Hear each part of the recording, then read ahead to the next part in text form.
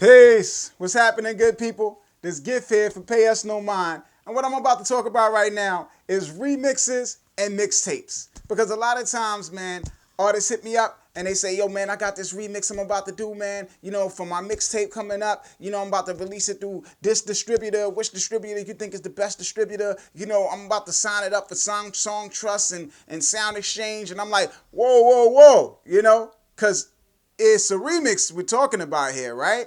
And a remix means that you're taking somebody else's copyrighted material and using it for your purposes, right? Either you're taking the instrumental and rapping over it, or you're taking somebody's acapella and adding your beat to it, you know, which are all remixes, but all come with certain permissions that you have to get, right? You have to get a set of publishing permissions, right? From the people who write the song and made the composition. You have to get master owner a permission from the person that owns the master, the sound recording, right? The combination of the composition and the lyrics into a recording that you can listen to on CD or vinyl or in Spotify or whatever have you, right? Those are two permissions that you have to get before you can even release something publicly. And going to song trusts and digital distribution and all of that stuff is almost out of the question, right? But a lot of artists don't know that. Also, there's the aspect of mixtapes and remixes and stuff where, you know, an artist uploads a remix song to SoundCloud and it gets taken down, right? Or they upload it to YouTube and they get taken down and a strike, a copyright strike, right? And when you get a copyright strike, it impacts your account in all sorts of negative ways where you lose certain permissions and ultimately you get enough strikes, your account can be deleted, right? Which is a horrible thing. You don't want that to happen. So it becomes important to be able to identify which songs you can use for which purposes, you know, how to legally release a remix if you want to be able to monetize it and earn revenue from it on streaming platforms like Spotify and Apple Music and things of that nature. You know, those things become critical, right? Because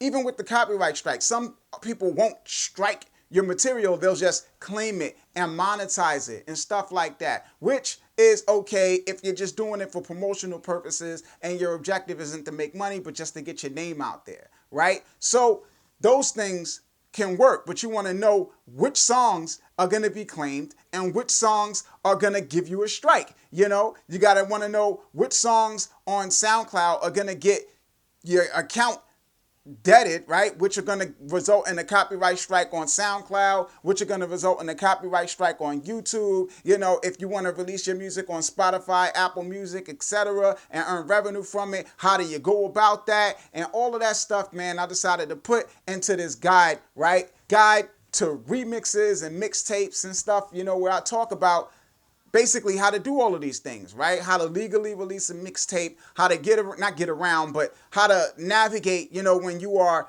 not trying to go through the avenues that you got to go through to like legally release a mixtape, you know, and you just want to put it up for promotional purposes, how you do that without getting your account violated, all of that type of stuff, you know, because remixes are a really effective way for you to get your music out there and get your name out there by piggybacking off of what's already successful. Songs that are already in the charts and already topping the charts on Billboard and Spotify, all of that, where people search for the songs, they get your remix, you know, and you get your name out there. So it's a good way to do it. You just want to make sure that you do it correctly and make sure that it's not counterproductive to your overall objective of building a career for yourself by promoting your music online. So you can get that booklet. You can find links to it in the description box. Also, there's a link to it in the card. So check it out, man. You know, you can comment below if you guys got any comments about the topic at hand. All of that stuff, man. This is Gift signing off.